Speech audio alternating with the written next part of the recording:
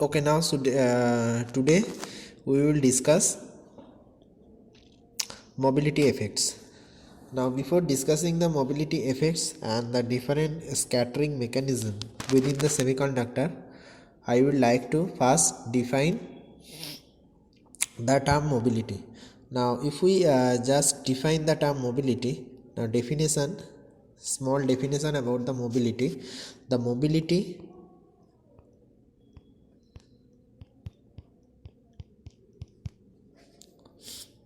of charge carriers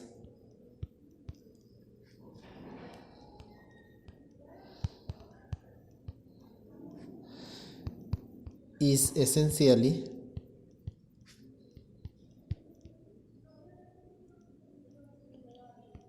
a measure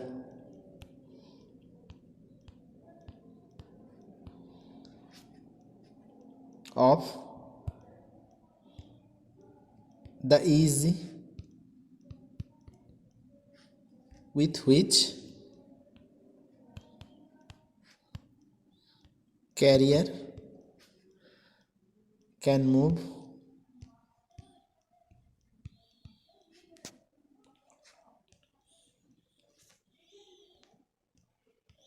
under the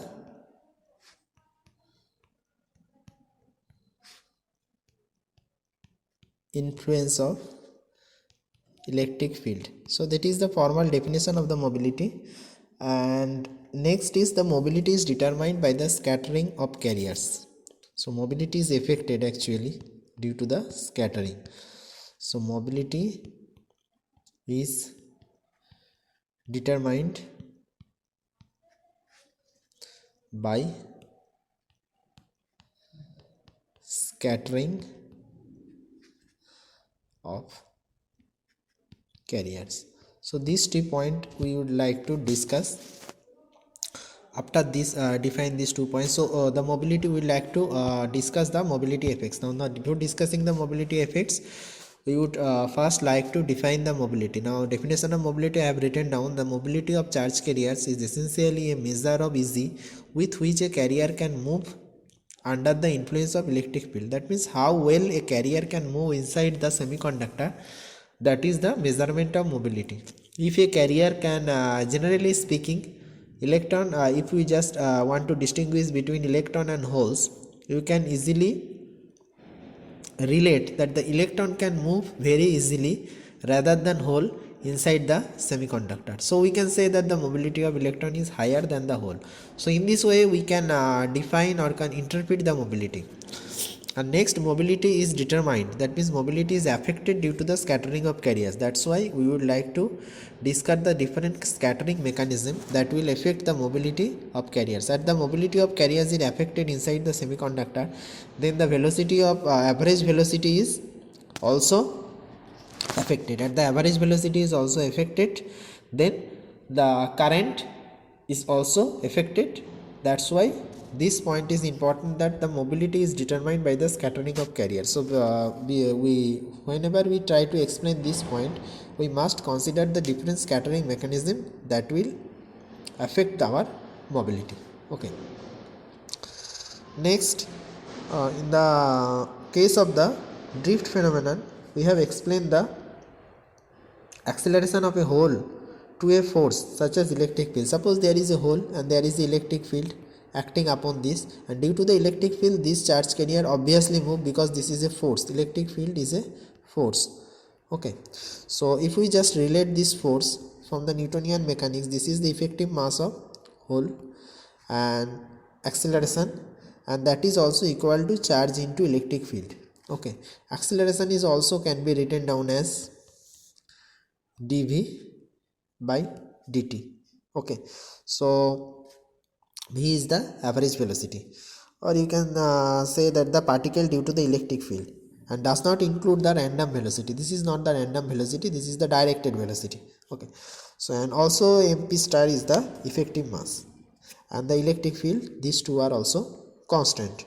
Okay, so from there if we just want to calculate the velocity, so velocity is just e t divided by mp star. If we just integrate this, we get this equation. So this is the equation of the velocity of the carriers due to the application of the electric field. Okay, now next we would like to explain the random motion of a semiconductor, that means the behavior of random thermal motion, and whenever electric field is applied, how this random thermal motion is affected. Suppose whenever there is no electric field inside the semiconductor, suppose the hole is moving like this. Okay, so this is the random motion of hole inside the semiconductor whenever there is no electric field is applied. So this is the random motion, this is one. Okay,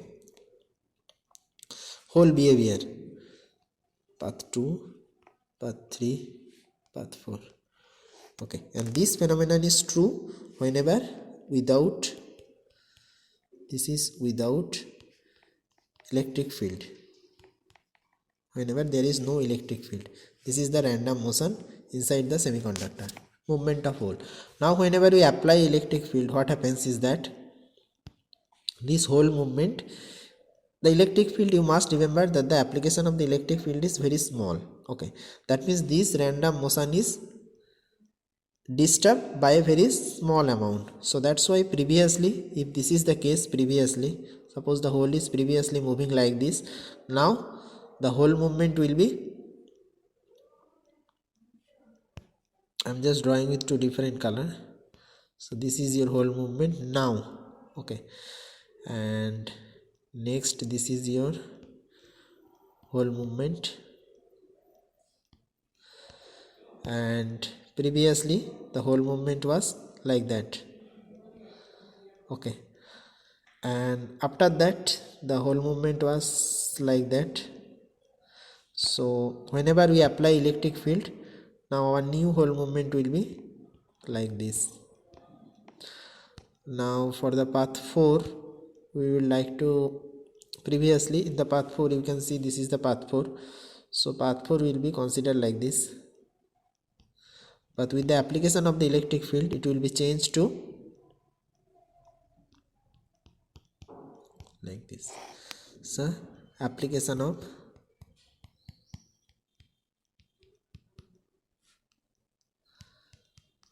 electric field. Okay, so you can easily track that the this motion of the hole, random motion of the hole, is disturbed by the application of electric field. That means holes are moving in the direction of the electric field, and there is a force applied onto the electric field, hole. That means their movement is disturbed. So that is the random motion, that is you say that is the random motion. Upon the random motion, directed motion is superimposed. So that is your directed motion. Upon certain direction is try to change the electric field is changing the direction of the holes. And also you remember this application of the electric field is very much small. Now the definition of mobility, we know that from the mathematical definition of mobility, we know that mu p. Okay, so the average drift velocity divided by the electric field, that is the v equal to mu p into e. So that mobility is equal to v dp divided by e. And if we just replace this value, okay, v equal to e charge electric field t divided by mp star. So charge electric field t divided by mp star. Okay, and e is there, so new mobility equation will be e t divided by mp star. And this is also this t is the time between the collision. Okay, this t is the time between collision with the other impurity atoms or the other thing that we'll discuss now, that what is this time between this collision. That means if a hole is moving like this, in this way, here it is moving like this, encounter a collision, next is changes its path, encounter again a collision, changes its path. So we will like to explain this collision phenomenon, that how this movement of the free carrier is affected due to the different collision, and between this time, this is called the time. This time you can relate the time between the collision. Okay, and that will be reflected into the mobility equation intuitively. So we can say that this equation might be correct. Okay, logically and also from the mathematically. That means this mobility is velocity is affected due to the time between the collision. So velocity is affecting the mobility. That's why in the mobility term the time between the collision must come. So that's why it is here. Okay. So next we will like to discuss the two main collision or the scattering mechanism. Collision or the scattering both are same actually. Due to this collision, scattering is happening. So collision or scattering. Okay, we would like to explain the two main scattering mechanism. First one is your phonon or lattice scattering. Phonon or lattice scattering, and second one is your call ionized impurity scattering. Okay, these two scattering mechanism we would like to explain now. Phonon scattering and the ionized impurity scattering. Now first, phonon scattering. What do you mean by this phonon scattering? The atoms of the semiconductor, atoms inside the semiconductor crystal have a certain amount of thermal energy at temperature above absolute zero. Suppose the semiconductor is 300 Kelvin at the room temperature. So the atom inside the semiconductor had some amount of energy due to the temperature. So that is called the thermal energy. So all the atom inside the semiconductor gain this amount of thermal energy as the semiconductor is kept above the absolute zero. Now this amount of energy causes the atom. So atom is gaining some amount of energy. So that's why due to the application of this thermal energy, this atom will try to vibrate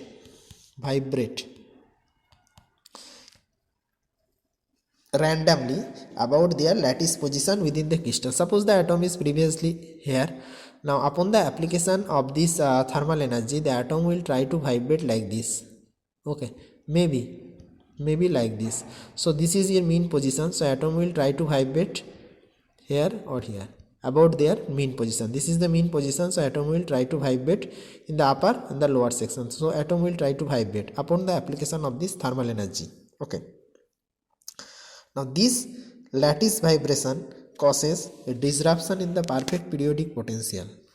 Now you can thought that if the atom is vibrating like this thermal vibration or the vibrating atom is actually called the phonon. This is called the phonon. Okay, this term is phonon. The phonon or the lattice scattering. So within the lattice, it is the atoms are actually vibrating upon gaining the thermal energy.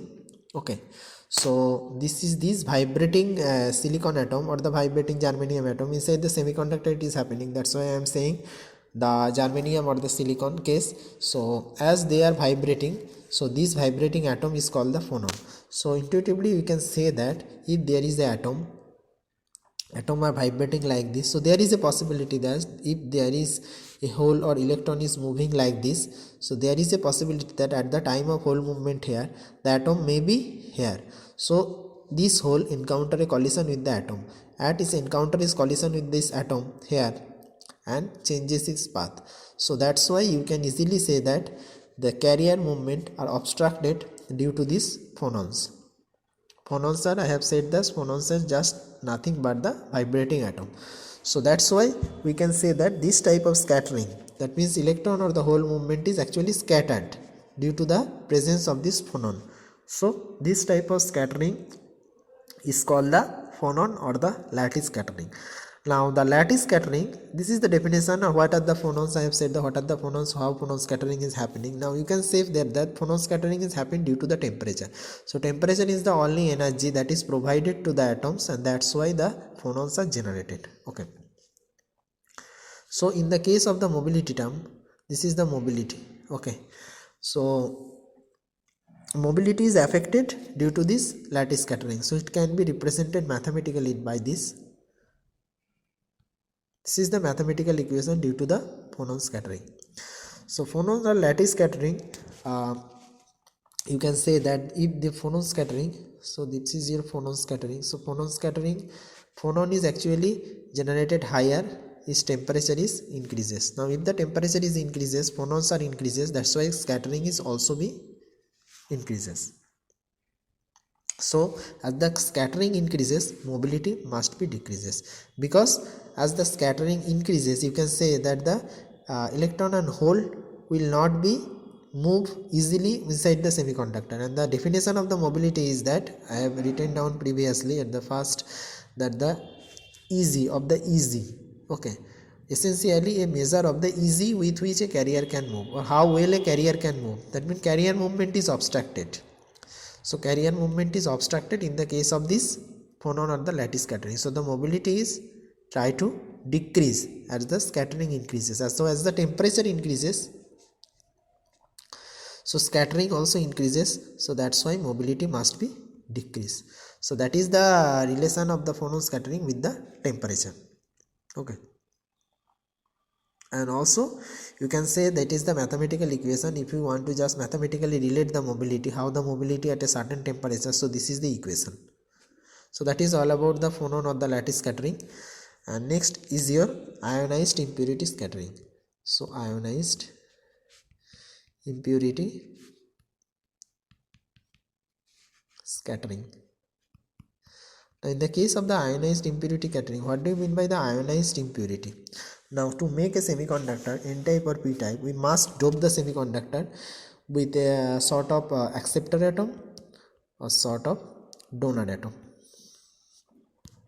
Okay, now this acceptor atom or the donor atom, the donor atom, example of donor atom is your phosphorus, example of your acceptor atom is boron. So outer shell of the phosphorus atom is got 5 electrons. So one, upon releasing 1 electron or donate 1 electron, it become positively charged. And upon receiving, this boron has 3 electrons. So upon receiving 1 electron, it become positively charged. So this is the negatively charged. Upon gaining the 1 electron, it become the negatively charged. And upon releasing 1 electron, the donor atoms will become the positively charged. So this is the these atoms are actually called the ionized impurity atoms. Okay, hope you easily understand that. What do you mean by the ionized impurity atom? I am again repeating, to make the semiconductor p-type or n-type, we must dope the semiconductor with the acceptor impurity atoms or the donor impurity atoms. Now in the case of the acceptor or donor impurity atoms, in the case of the donor, it will release 1 electron and become positively charged. That's why this atom cannot move from their position. So this donor atom will become positively charged, and these acceptor atoms will become negatively charged as is gaining the energy. So as this acceptor and the donor atom is gaining and losing and becoming charged particles, so that particle is called the ionized impurity atoms. Ionized impurity atoms. Now they are actually present inside the semiconductor like this. Okay, so this is the donor and this is the acceptor, maybe present like this. Now if a carrier is try to move, now this is your carrier hole or the electron. Now if a carrier will try to move inside the semiconductor, suppose this is your hole and this is negatively charged, so the movement will be like this. And if this is your hole electron, so movement will be like this. Okay, that means the original movement is affected due to the presence of these ionized impurity atoms. So that's why they, as their movement is disrupted, so the drift velocity is actually changes, average velocity is actually changes. As the average velocity is changes, mobility changes. So that's why current is also changes. So that's why this study is important. Scattering study is important for the measurement of the current also, because mobility is directly related to the current. So that's why we can say that the ionized impurity scattering is existed in the all type of semiconductor. And as the total number of impurity inside the semiconductor increases, ionized impurity increases, then the scattering increases. As the scattering increases, so the mobility is also decreases. So to calculate the mobility, first we calculate the total number of ionized impurity atoms. That will be your Nd plus and Na minus. It is the total number of ionized impurity present inside the semiconductor. And if we just calculate with addition of the temperature, then the mobility due to the ionized impurities scattering is just related mathematically. 3 by 2, it is a positive sign, divided by Ni. Just now I just want to explain this equation, why this equation is like this. Now you can physically or the logically think of that if the number of mobilities, you can from the term you can see that the mobility is actually decreases.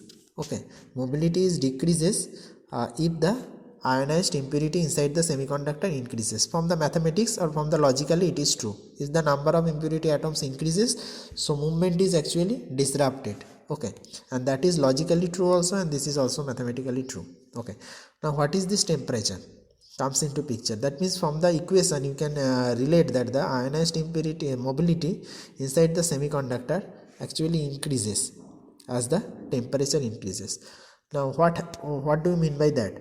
In the case, this is true for the ionized impurity scattering. Okay, temperature increases, mobility increases. Now this whole energy, the hole is moving with the energy, so as we increase the temperature, this hole will gain more energy. Now the scattering due to this will be not much as effective before, because the hole got a very high energy. So previously its velocity is v1, now after increasing the temperature its velocity is v2, so it is moving a very high velocity. So here now this whole movement will be much lower distraction than previously. That's why it is said that as the temperature increases, the mobility is also increases, because we are providing a much amount of energy. I am again explaining this. Suppose there is lot more donor or acceptor present here. Now previously what is that case, that if there is a hole is moving like this, and due to the presence of, suppose this is your donor. Okay, so hole is there, so hole is like this, hole is repelling hole like this, now with a velocity v1. Now as we provide some amount of temperature here, this velocity changes v2, and obviously v2 is higher than v1.